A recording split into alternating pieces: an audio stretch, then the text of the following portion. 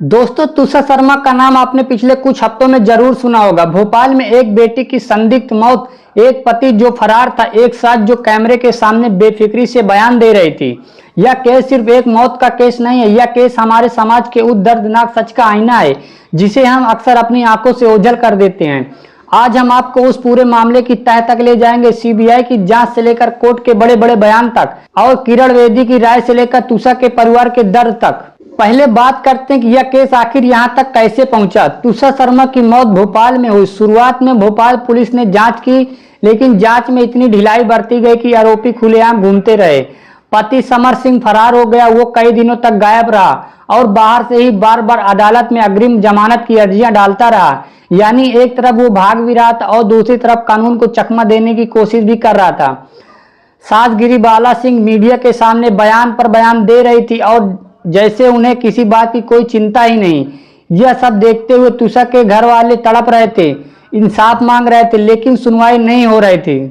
फिर मीडिया ने इस केस को उठाया, चैनल दर चैनल इस मामले को दिखाया गया और जैसे ही यह मामला जनता के सामने आया, वैसे ही ये सिस्टम हरकत में आया। भोपाल पुलिस सक्रिय हुई, अदालतें जागी और सबसे बड़ी बात, सीबीआई ने इस केस में एंट्री ली। यह इस बात का सबूत है कि जब मीडिया और जनता किसी मुद्दे को उठाती है तो व्यवस्था को हिलना ही पड़ता है।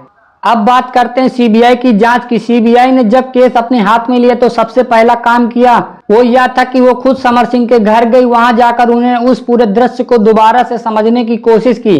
जिस तरह तुषार की मौत हुई थी, हर कमरा, हर सीढ़ी, हर कोना, सीबीआई की टीम ने एक एक चीज को परखा। यह काम इसलिए जरूरी था क्योंकि जब तक आप उस जगह पर खड़े होकर नहीं देखते, जब तक पूरी तस्वीर नहीं बनती। और इसी जांच में सबसे आम सबूत बनी सीसीटीवी फोटोज। यह फुटेज यह सब कुछ बोलती है, जिसमें साफ दिखता है कि तुषार को सीढ़ियों पर 2 से 3 लोग लेकर आ रहे थे, उन्हें सीपीआर देने की कोशिश की जाती है। यह सब हो रहा था और इस पूरे वक्त गिरिबाला सिंह वहां आसपास घूम रही थी, जैसे कोई घर के बाहर पार्क में टहल रहा हो। एक बहू तड़प रही है, जिंदगी और मौत के बीच झूल रही है, और सास को जैसे कोई फर्क ही नहीं पड़ रहा। यह देखकर जिस किसी ने भी यह फुटेज देखी, उसके रोंगटे खड़े हो गए। उसके बाद तुषार को नीचे ले जाया जाता है और कुछ ही देर में उसकी मौत हो जाती है।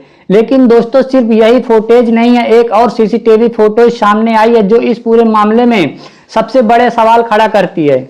इस फोटोज में दिखता है कि तुषार अपनी मौत से महज कुछ घंटे पहले एक ब्यूटी पार्लर गई थी, वहां उसने काम भी कराया। अब आप खुद सोचिए, जो लड़की खुद अपनी जान देने वाली हो, क्या वो मरने से पहले ब्यूटी पार्लर जाएगी? और इतना ही नहीं, तुषार ने अपनी मौत से कुछ ही देर पहले भोपाल से नोएडा के लिए टिकट भी बुक किया था। मतलब वो अपने मायके जाने की तैयारी में थी, वो घर जाने के सपने देख रही थी, वो खुश थी, वो जीना चाहती थी। यह दोनों बातें मिलकर उस हर सिद्धांत को ध्वस्त करती है जो यह कहता है कि तुषार ने खुद अपनी जान ली है। अब आते हैं तुषार के अंतिम संस्कार पर। जब तुषार की अर्थी उठी तो उसके भाई ने उसे मुख ने अग्नि दी, जिसे बेटी को उसके घर वाले जीते जी घर नहीं बुला पाए, उसे आखिर में लाश बनकर घर आना पड़ा। तुषार की मां का हाल देखकर पत्थर दिल भी रो पड़ा। वो रो रो कर बेहाल थी और तुषार के पिता वो एकटक खड़े होकर अपनी बेटी को निहारते रहे। शायद वो सोच रहे थे कि काश हम उसे समय रहते ले आते, काश हमने उसकी बात मान ली होती। यह दर्द शब्दों में बयान नहीं होता, यह वो जख्म है जो कभी नहीं भरता। इसी बीच अदालत ने इस केस में एक बहुत बड़ी बात कही। कोर्ट ने कहा कि एक मरी हुई बेटी से कहीं बेहतर है एक तलाकशुदा बेटी। यह बयान बहुत साधारण शब्दों में है, लेकिन उसके अंदर कुछ गहरी बात छुपी है। हमारे समाज में अक्सर होता यह है कि जब बेटी ससुराल से कहती है कि मुझे यहाँ से ले जाओ, तो घर वाले कहते हैं बेटा थोड़ा सहन करो, थोड़ा एडजस्ट करो, लोग क्या कहेंगे। लेकिन कोर्ट ने साफ कह दिया कि तलाक कोई पाप नहीं है, जान देने से बेहतर है तलाक लेना। कोर्ट ने यह भी कहा कि मीडिया इस केस को जरूरत से ज्यादा सनसनीखेज न बनाए। मीडिया की भूमिका पर भी यह बात होनी चाहिए। जब पुलिस ने शुरुआत में ढिलाई बरती, जब आरोपी खुलेआम घूम रहे थे, तब मीडिया ने ही इस केस को जनता के सामने रखा और इसी वजह से व्यवस्था हिली। अगर मीडिया यह केस नहीं उठाती तो शायद आज भी समर सिंह बाहर घूम रहा होता और गिरिबाला सिंह आराम से बयान दे रही होती।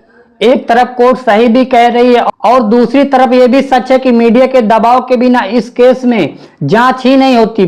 पूर्व आईपीएस अधिकारी किरण बेदी ने भी इस पूरे मामले में अपनी सटीक बात कही। उन्होंने कहा कि जब तुषार ने अपने परिवार से कहा कि मुझे यहाँ से ले जाओ, तो परिवार को उसी वक्त कदम उठाना चाहिए।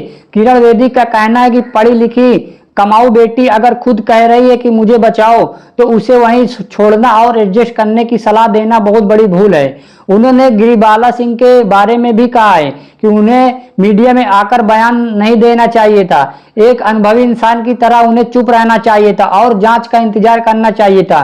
किरण बेदी ने सुप्रीम कोर्ट के संदेश को भी सही ठहराया और कहा कि यह समाज को एक बड़ा सबक देने वाला बयान है।